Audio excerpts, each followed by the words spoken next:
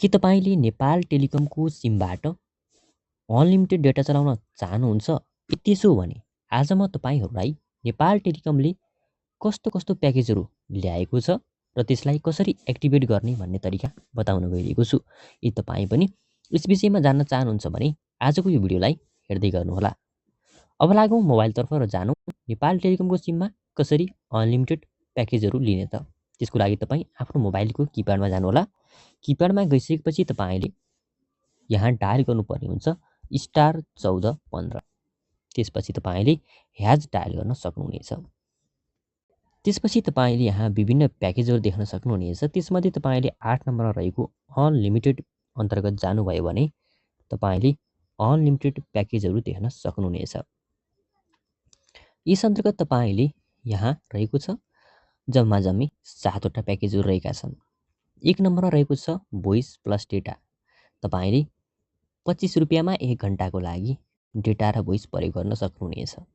कुराकानी गर्न सक्नुहुनेछ नमस्तेबाट नमस्तेमा र डेटा चलाउन सक्नुहुनेछ। त्यस्तै तपाईँले अर्को 2 नम्बरमा देख्न सक्नुहुनेछ 35 रुपियाँमा 2 घन्टासम्म डेटा मात्रै चलाउन सक्नुहुनेछ।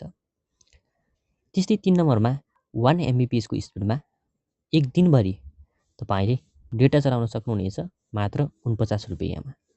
त्यस्तै तपाईँले 4 नम्बरमा देख्न सक्नुहुनेछ 5 MBPSको स्पिडमा 89 रुपियाँले 1 दिनभरि तपाईँले डेटा चलाउन सक्नुहुनेछ।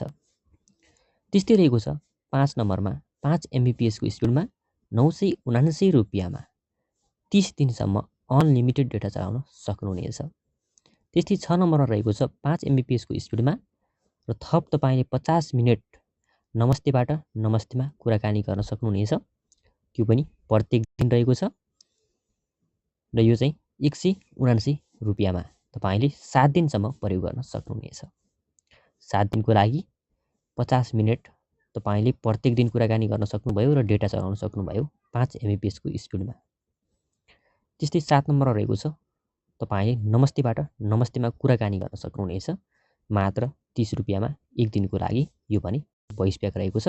तपाईँले अनलिमिटेड भोइस प्याक लिएर ढुक्कसँग कुराकानी गर्न चाहनुहुन्छ भने चाहिँ यो 7 नम्बरको प्याकेज लिएर तपाईँले दिनरात कुराकानी गर्न सक्नुहुनेछ 24 घन्टा।